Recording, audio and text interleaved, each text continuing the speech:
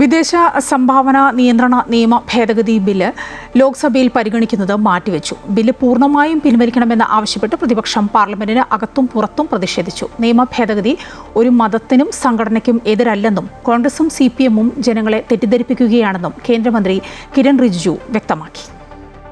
ലോക്സഭാ നടപടികൾ ആരംഭിച്ചപ്പോൾ തന്നെ വിദേശ സംഭാവന നിയന്ത്രണ നിയമം പിൻവലിക്കണമെന്നാവശ്യപ്പെട്ട് പ്രതിപക്ഷം സഭയുടെ നടുത്തളത്തിലിറങ്ങി പ്രതിഷേധിച്ചു. തുടർന്നാണ് ബിൽ ഇന്ന് ലോക്സഭയിൽ അവതരിപ്പിക്കില്ലെന്ന് കേന്ദ്രമന്ത്രി കിരൺ റിജിജു വ്യക്തമാക്കിയത്.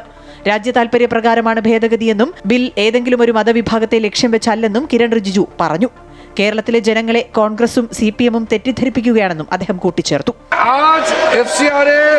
बिल जो लिस्टेड है वो कंसिडरेशन के लिए टेकअप नहीं किया जा रहा है और दूसरी बात FCRA को लेकर के गलत फहमी जो फैलाया गया है केरल में ये ठीक बात नहीं है. FCRA का जो ओरिजिनल बड़ा अमेंडमेंट 2010 ക്രിസ്ത്യൻ സഭകൾ ഉയർത്തിയ ആശങ്ക ഉൾപ്പെടെ പരിശോധിച്ച് FCRA ബിൽ അടുത്ത സമ്മേളന കാലയളവിൽ പരിഗണിക്കാനാണ് സാധ്യത.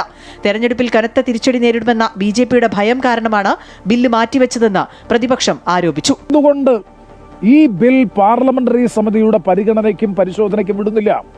ശരിക്കും ചെയ്യേണ്ടതല്ലേ? പാർലമെന്ററി ജനാധിപത്യ മര്യാദയനുസരിച്ച് വളരെ കോൺട്രവേഴ്സ്യൽ ആയിട്ടുള്ള വിവാദപരമായിട്ടുള്ള ഒരു നിയമം അതിശക്തമായ വിയോജിപ്പും പ്രതിഷേധവും രാജ്യത്ത് ഉയർന്നു വന്നിട്ടുള്ള പശ്ചാത്തലത്തിൽ, പാർലമെന്റിനകത്തും പുറത്തും ഉയർന്നു വന്നിട്ടുള്ള പശ്ചാത്തലത്തിൽ ബില്ല് പാർലമെന്ററി സമിതിയുടെ വിശദമായ പരിശോധനയ്ക്ക് അയക്കുക എന്ന് പറയുന്നത് അംഗങ്ങളുടെ അവകാശമാണ്, നിയമനിർമ്മാണ പ്രക്രിയയുടെ പ്രധാനപ്പെട്ട ഘടകമാണ്.